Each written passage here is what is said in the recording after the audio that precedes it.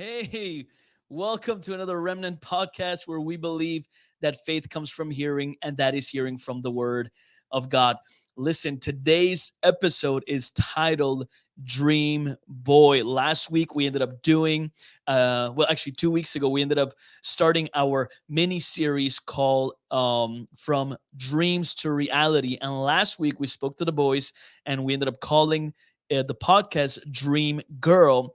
But this week we are calling it Dream Boy. Dream Boy. So, what I want to do is I want to speak to you about a few things when it comes to the area of getting this dream boy of yours.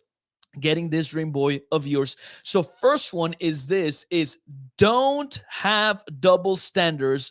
Boys in church versus boys outside of the church. Boys in church compare to boys outside of the church. Now, I know that last week I ended up speaking to the men out there and I gave them 3 simple steps when it comes to the area of finding their dream girl. And today, what I'm going to be doing is I'm going to be giving you 3 simple steps, young ladies, in order to find your dream boy. In order to find your dream boy. I believe that if you pay attention to these and if you apply them, then there should be no reason why you shouldn't have someone by the end of this year. We know that is if that is a desire of your heart to be able to be married, then I believe that the Lord has someone special out there just for you. But anyway, so point number one. Last week, some of the ladies were very happy because I roasted the men, if you will, with certain areas. And this week I said, ladies, don't get too excited because we are going to be speaking to you today. And the first point that I want to bring is this, is don't have double standards for boys in the church compare or versus to boys outside of the church. What do I mean by that? Well, it's very easy. Now, if you are a young lady, listen to this, you know that most often you have come to see me or you've probably gone to see your pastor, your youth pastor, your young adults pastor, and you said, Pastor, the boys inside the church are weird, and the boys outside of the church, they treat me so well. They open up the door for me. They pay for my meals. They act like men, but then when I look at the men inside the church, they end up acting like boys. Well, one of the things I want to tell you is do not have double standards. And I want to tell you what, because I have actually seen it this way. When the boys in church end up treating the young ladies in their church like they would outside of the church, the young ladies, what do they end up doing? They actually put up walls. They end up freaking out, if you will. What do I mean by that? I've seen sometimes young boys opening up the doors for this young lady and from church, and or they buy flowers or they start being nice because they are interested. And what do the young ladies do? Right away, the walls go up and say, uh-oh, what's going on here?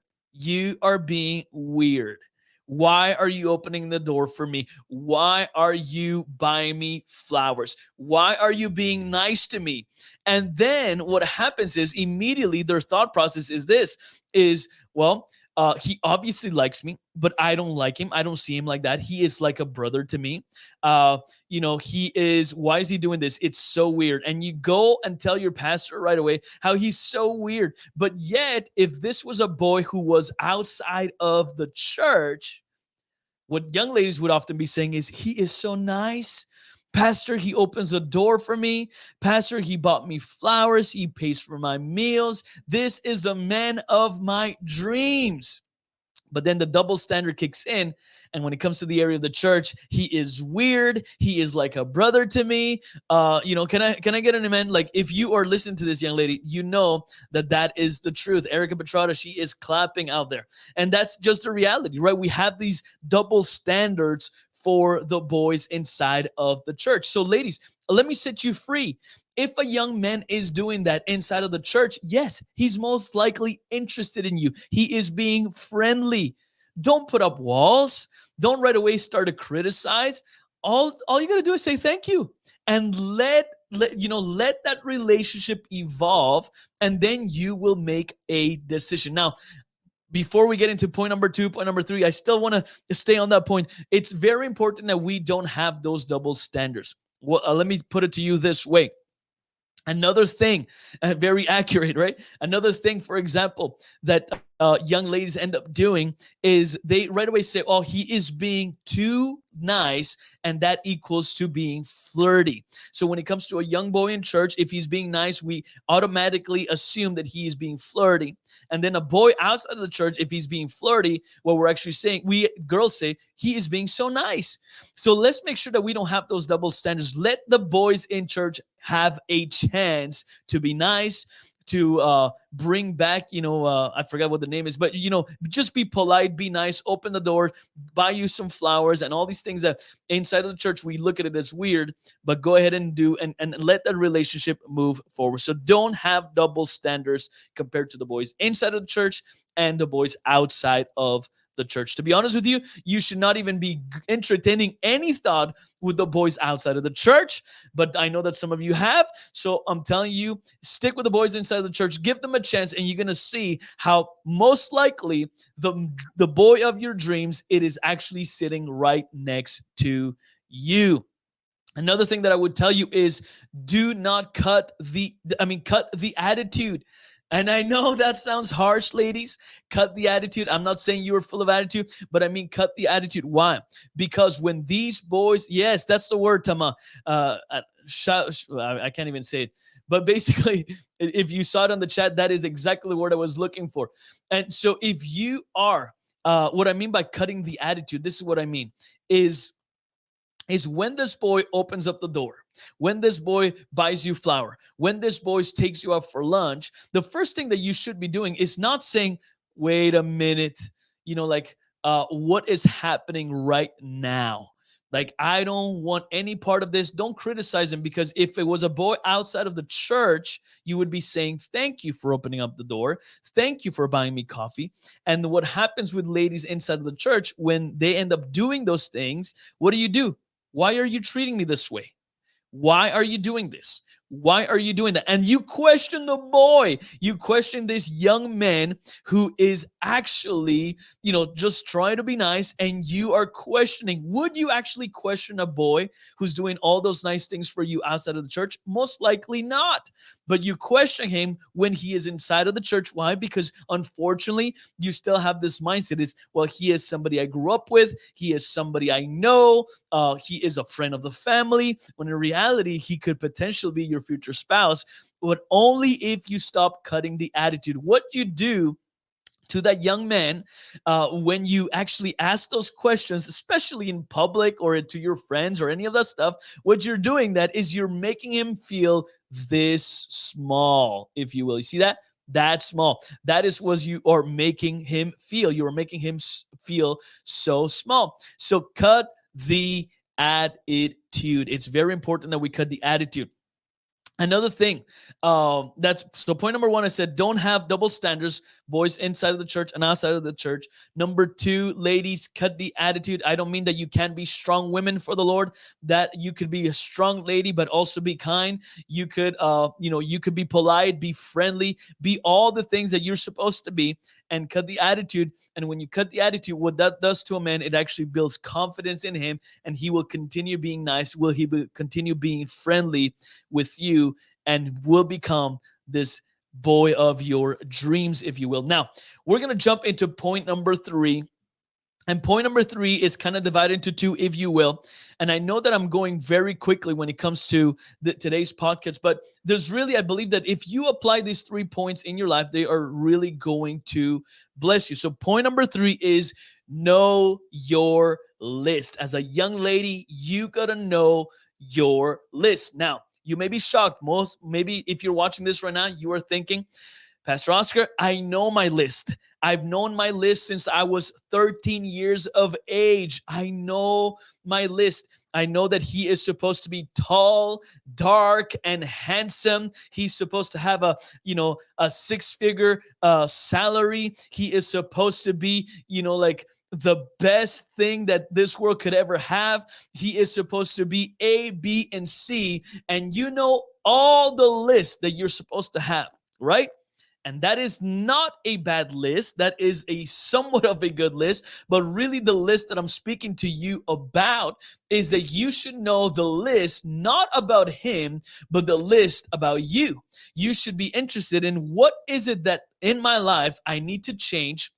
What is it in my life that I need to have? What is it in my life that I need to possess? Erica Petrarca said, man, you read my list, tall, dark, and handsome, right? He needs to be 6 feet tall. But the reality is this, you should know your own list. What does that mean? Not the list for him, but the list for you.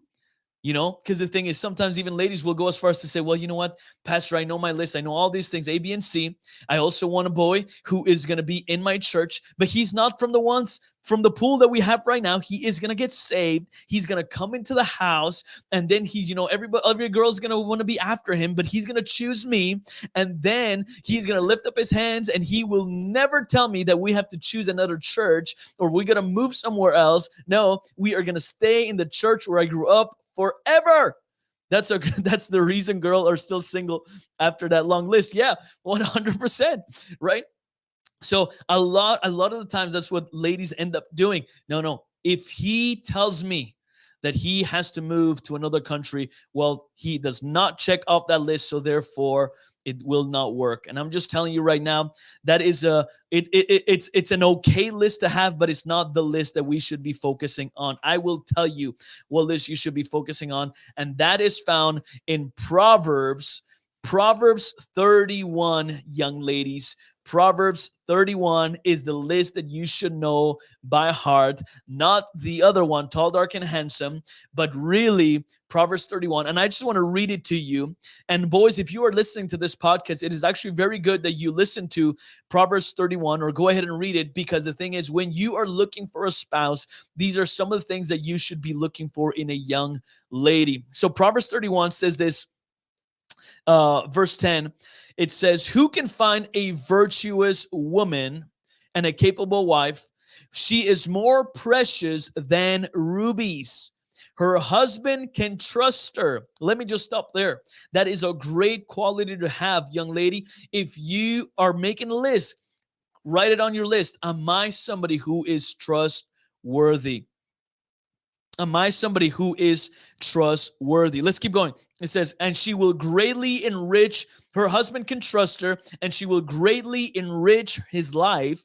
She brings him good, not harm, all the days of her life. She finds wool and flax and busily spins it.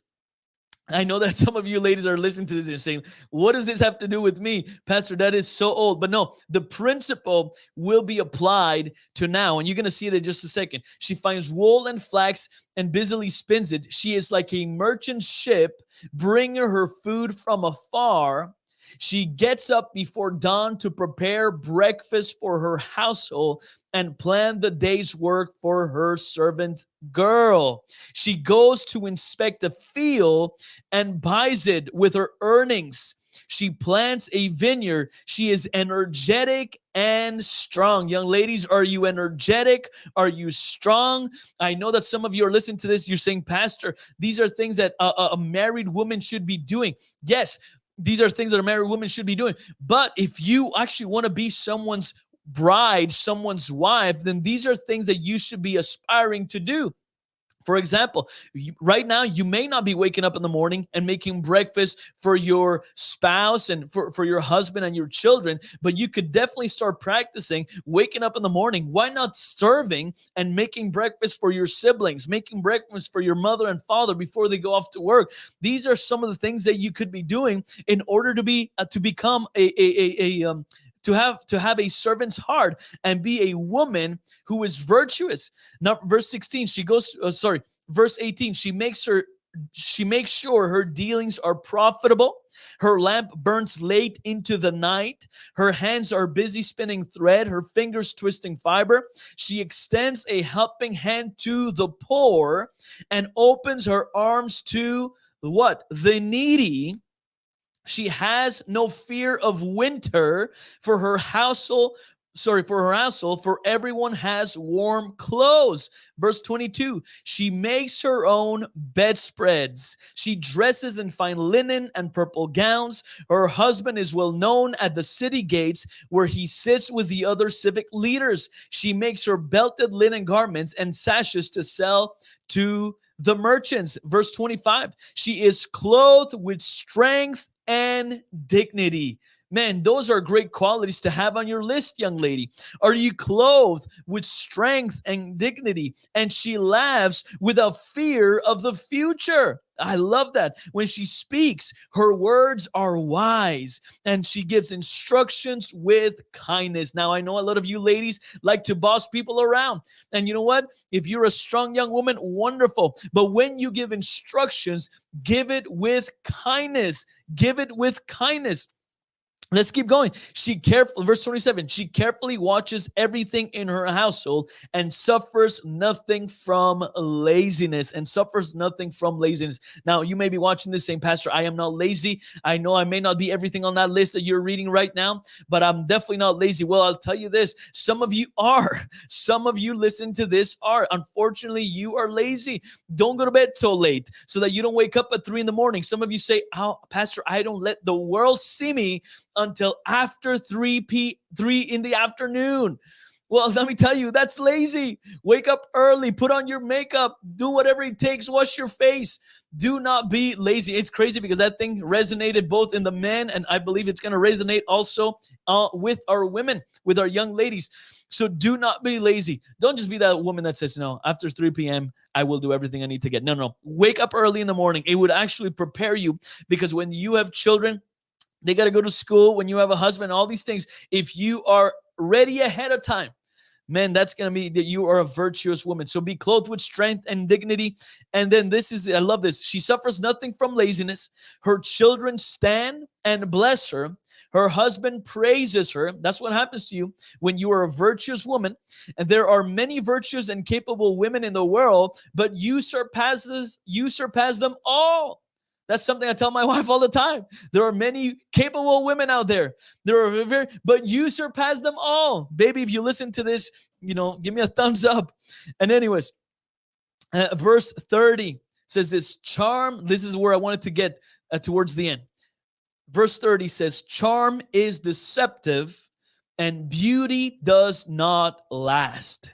But a woman who fears the Lord will be greatly praised. Now, the scripture is telling us, the scripture is telling us, the charm is deceptive and beauty does not last. Young men, if you're listening to this right now, this is what the scriptures say. But when you are old and gray, you look at your wife and never say those words, beauty does not last. You look at her in the eyes and you say, woman, you are as beautiful as you were when you were 16, 17, 19, whatever age you got married, and you look at her in the eyes and you say those things. But definitely, young ladies, listen to this.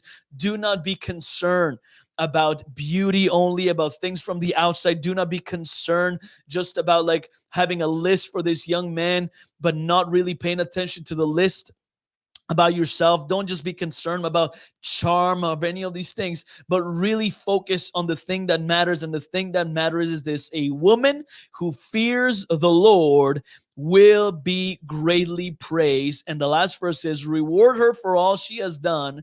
Let her deeds publicly declare her praise. Young ladies, I'm telling you right now, if you want to get your dream boy, instead of doing what the world tells you about having a list for them, make sure that you have a list for yourself and work on yourself. Follow the things of, be completely sold out to the things of the Heavenly Father. Be completely sold out to the things of heaven. Be completely sold out to the mission that God has called you. But at the same time, be ready. Do not criticize. Don't have double standards for the boys outside of the church and the boys inside of the church. Treat them as if they were from the outside. And what I mean by that is, when you give those men an opportunity, when you give those boys an opportunity, give the boys inside of the church an opportunity. Don't look at them like they're aliens and they're weird because they're being nice, because they're opening the door.